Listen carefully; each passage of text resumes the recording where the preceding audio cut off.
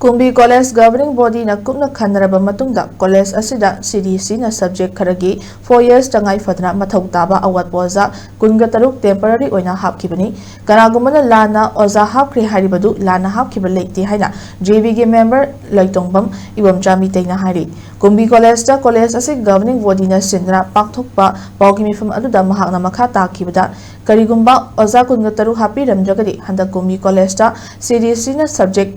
Tara 4 years hangnabagi ayaba pirakhiba adugi ayaba su piraklamdabi yai 4 year undergraduate lakpagi tangai phadana hapkhiba oja sing adubu permanent nate temporary ni aduga madu paper da amuk haplaga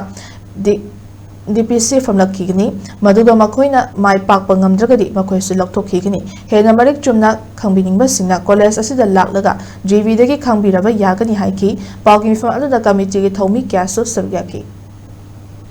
Hoji apai Kumbi College ta apai CDC na apai subject tara apai 4 years hangbai aya pibire pideba aya basi hairiba oja ta kuntrok se hapamdraba adogadi apai hairiba subject tara apai 4 years hangbagi Kumbi College ta aya pibire se piramloi maramaduna koina tangai phadana hapta yadabagi oja singdu apai minimum level da maximum nate habisi minimum dani aduna adu hapta yadabagi tangai phadana hapkhibani haibasima aigi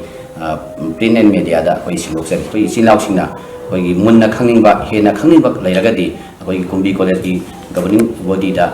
सोइना असेंबदो हाइजगे हाइना हाइजरे